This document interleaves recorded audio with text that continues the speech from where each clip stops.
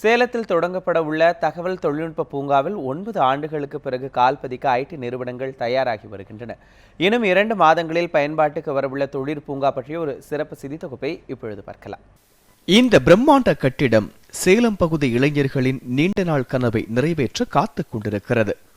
சேலம் மற்றும் அண்டை மாவட்ட இளைஞர்களின் ஐடி வேலைவாய்ப்பை பூர்த்தி செய்வதற்காக 2007ஆம் ஆண்டு சேலம் ஜாகிர் அம்மாபாளையம் பகுதியில் தகவல் தொழில்நுட்ப பூங்காவுக்கு தமிழக அரசு அடிக்கல் நாட்டியது.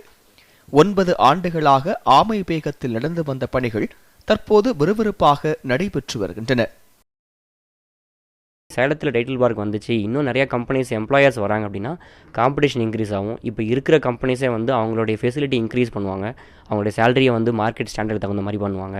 திருப்பியும் சேலம் ரொம்ப ரெஸ்ட்ரிக்டட் பிளேஸ் G level 3 இருக்குது, level 4 இருக்குதுன்னு யாரும் பேச மாட்டாங்க. ஸோ நம்மளும் பெங்களூர் லெவல்லையோ இல்லை சென்னை லெவல்லையோ அவங்க என்ன மார்க்கெட் சேலரி கொடுக்கும் அந்த சேலரி நம்ம இங்கே எதிர்பார்த்து இங்கேயே நம்ம சந்தோஷமாக இருக்கலாம்.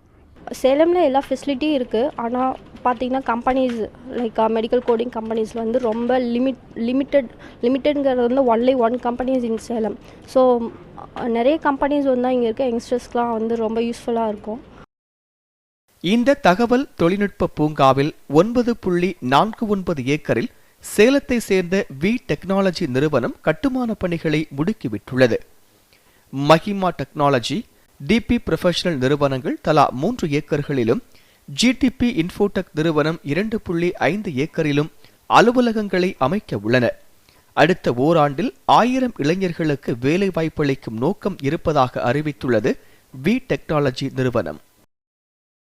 சேலம் ITSEZ அலோகேஷனில் எங்களுக்கு 9.5 ஏக்கர் அலோகேட் பண்ணியிருக்காங்க. அதில் டெவலப்மெண்ட் ஸ்டார்ட் பண்ணியிருக்கோம். நாங்கள் சொல்லப்போனால் எங்களுக்கு தான் ஃபஸ்ட்டு கம்பெனி ஐடி பார்க்கில் கன்ஸ்ட்ரக்ஷன் ஆரம்பித்த கம்பெனி. ஸோ அதில் எங்களோட பிளான் பார்த்தீங்கன்னா 10,000 பேருக்கு வேலை கொடுக்குற மாதிரி பிளான் பண்ணியிருக்கோம். That is our master plan. இப்போதைக்கு நெக்ஸ்ட் 1 இயரில் 1000 பீப்புளுக்கு வேலை கொடுக்குற மாதிரி இப்போ பில்டிங் ஒர்க் போயிட்டுருக்கு. ஸோ அது பார்த்திங்கன்னா அந்த ஐடி பார்க் அனௌன்ஸ் பண்ணது 2007 அனௌன்ஸ் பண்ணாங்க. ஸோ படிப்படியாக நிறைய அப்ரூவல்ஸு ப்ளஸ் எங்களோட ரெடினஸ் எல்லாமே பார்த்துட்டு இப்போ சக்ஸஸ்ஃபுல்லாக நாங்கள் கன்ஸ்ட்ரக்ஷன் ஆரம்பிச்சிருக்கோம்.